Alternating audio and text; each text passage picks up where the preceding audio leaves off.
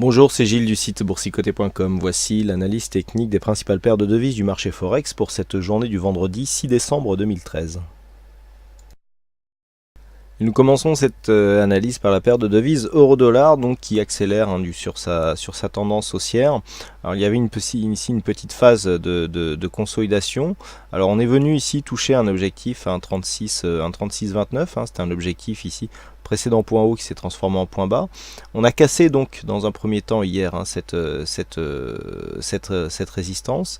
On est venu marquer un contact ici après une petite phase d'exagération sur la zone de résistance. Contact ici sur la moyenne mobile 20 exponentielle et donc l'ancienne zone de résistance qui s'est transformée en support. Et tout de suite on est remonté au contact de la résistance haussière qui délimite le trend haussier par le haut. Alors il peut y avoir des petites sorties ici suivies de réintégration. Pour l'instant on n'est pas réellement dans une phase d'exagération, mais la dynamique est toujours là, et donc l'euro-dollar conserve un biais haussier, donc qui confirme un petit peu le fait que nous avions une cassure ici de ce retracement des 61,8%. C'est d'ailleurs sur cette zone que les cours ont précédemment fait un mouvement sous une résistance, cassure, et cette cassure nous a permis de revenir chercher ici cette zone comme un support. Le retracement a été très rapide, il s'agit d'un mouvement d'aller-retour qui a eu lieu suite à divers chiffres macroéconomiques. Donc ça a été vraiment très vite, mais le contact en tout cas a eu lieu.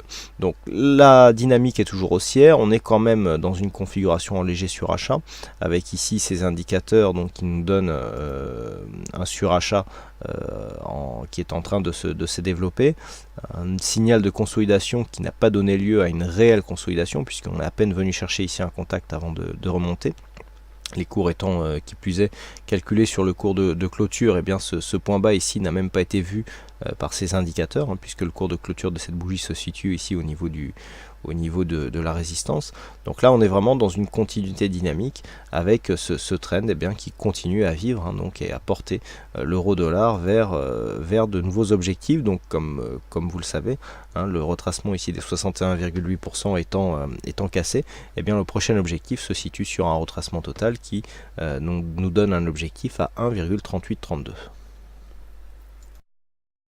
Sur le câble, nous avons un mouvement très technique avec ici une sortie de cette zone de range qui s'est suivie ici par un contact sur le retracement des 23,6% de Fibonacci, légère sortie ici de la bande de Bollinger, et puis on revient ici vers la moyenne mobile 20 exponentielle. Donc là on est vraiment dans un schéma type très technique, puisque nous avons donc une dynamique. Sortie de cette dynamique, on vient tester le retracement des 23,6, on sort de la bolle inférieure, on casse des précédents points bas, on revient marquer un contact ici avec la moyenne mobile 20 exponentielle, et on commence à continuer ici à s'infléchir pour marquer la continuité d'un mouvement baissier. Donc là, sur la validation de cette cassure baissière de cette zone des 23,6 qui se situe à 1,6304, nous aurons confirmation du début du mouvement de consolidation, dont le premier objectif se situera ici à 1,6218. Alors on a 1,6218 en retracement, 1,6213 en support technique, donc ce sera cette zone ici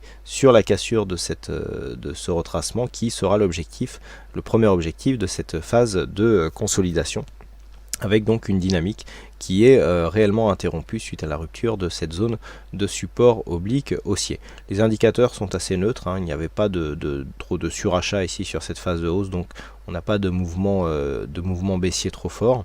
Le MACD même nous donnerait plutôt une préférence haussière, même si les oscillations ici se font dans la partie inférieure du graphe de l'indicateur. Donc pour l'instant, on reste entre cette zone ici 1,64 et 1,63 sur une cassure ici de cette zone. Et bien l'objectif, donc il y aura signal de consolidation, et l'objectif sera sur le 38,2 à 1,6218.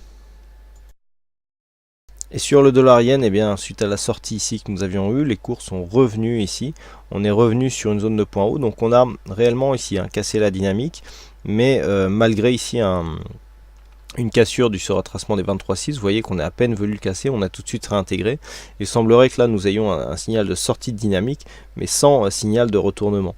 Alors les précédents points bas sur cette tendance étaient relativement éloignés. On n'a pas réellement de cassure significative. On a une pression ici sur la bande inférieure de Bollinger, mais le retour ici sur la moyenne mobile 20 exponentielle nous donne une continuité de mouvement avec un contact ici sur la bolle sup. Donc on n'est pas réellement dans une réorientation de la tendance court terme, on a plutôt l'impression d'avoir une phase de neutralisation. Alors les indicateurs vont dans le sens de cette neutralisation puisqu'il n'y a pas de réelle dynamique ici sur cette phase. Donc ce que l'on peut attendre actuellement, et c'est souvent le comportement qu'adopte le creuse de devise de l'Ariane, c'est une phase ici d'oscillation horizontale entre 101,60 et 103,40 yens pour 1 dollar. Alors la cassure à la baisse de cette zone ici des 101,60 nous donnerait une continuité, un signal de continuité de consolidation en direction des 100,92 voire 100,85 yens pour 1 dollar, alors qu'une cassure ici de cette zone des 103,40 eh bien nous donnerait un signal de, enfin 103, oui on est sur 103,40 à la hausse, donnerait un signal de continuité de tendance moyen long terme qui est toujours orienté à la hausse depuis la sortie de la phase d'hésitation que nous avions eu précédemment. Donc là on est en train de tester ici une zone de résistance moyen long terme. Si on casse cette zone, eh bien on confirmera la sortie de cette zone d'évolution horizontale par le haut, avec donc de nouveaux plus hauts à marquer. Voilà ce que nous pouvons dire donc sur l'analyse technique de ces principales paires de devises du marché Forex. Il ne me reste plus qu'à vous souhaiter à toutes et à tous une bonne soirée, bonne chance dans vos prochains trades, et on se donne rendez-vous dès la semaine prochaine pour d'autres analyses techniques en vidéo. Bonsoir à tous.